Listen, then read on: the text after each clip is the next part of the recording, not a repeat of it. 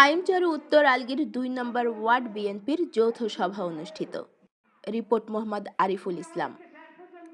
হাইমচর উপজেলার উত্তর আলগী ইউনিয়নের ২ নম্বর ওয়ার্ড বিএনপি ও অঙ্গ সহযোগী সংগঠনের যৌথ সভা অনুষ্ঠিত হয়েছে।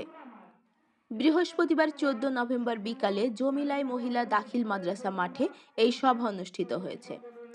যৌথ সভায় প্রধান অতিথির বক্তব্য রাখেন উত্তর আলগী ইউনিয়ন বিএনপির সভাপতি জয়নাল আবেদিন মাস্টার। এ সময় তিনি বলেন, ওয়ার্ড পর্যায়ে নেতাকর্মীদের সুসংগঠিত করতে যৌথ সভা আয়োজন করা হয়েছে। বিগত প্রায় ১৮ বছর আমরা জুলুম, নির্যাতন, হামলা মামলার শিকার হয়েছি। বিএনপির একজন সাধারণ কর্মীকে কেউ বুঝিয়ে দল থেকে সরাতে পারেনি।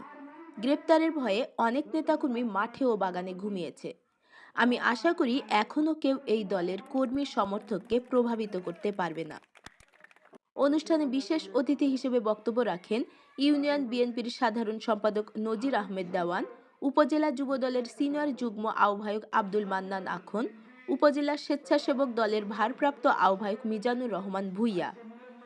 যৌথ সভায় ২ নম্বর ওয়ার্ড বিএনপির সভাপতি আব্দুর রহমান ব্যাপারীর সভাপতিত্বে ও ইউনিয়ন বিএনপির যুগ্ম সাধারণ সম্পাদক খলিলুর রহমান মাস্টারের পরিচালনায় বক্তব্য রাখেন ইউনিয়ন বিএনপির সাংগঠনিক সম্পাদক আব্দুল মতিন, ইউনিয়ন যুবদলের সভাপতি জসিম উদ্দিন গাজী, সাধারণ সম্পাদক সিদ্দিকুর রহমান, সাবেক সভাপতি আলী আকবর টেলু, ইউনিয়ন স্বেচ্ছাসেবক দলের সভাপতি মনসুর আহমেদ মিয়াজি, ইউনিয়ন ছাত্রদলের সিনিয়র সহ সভাপতি রুবেল দাওয়ান, সাধারণ সম্পাদক খলিলুর রহমান, সাবেক যুগ্ম সাধারণ সম্পাদক মোহাম্মদ আলী পাটোয়ারি, ইউনিয়ন কৃষক দলের সাধারণ সম্পাদক আলমগীর হোসেন, ২ নম্বর ওয়ার্ড বিএনপির সিনিয়র সহ সভাপতি জাকির খান, যুব দলের সাধারণ সম্পাদক ফিরোজ, স্বেচ্ছাসেবক দলের সাধারণ সম্পাদক আলী আকবর, ছাত্র দলের সভাপতি মোয়াজ ব্যাপারী।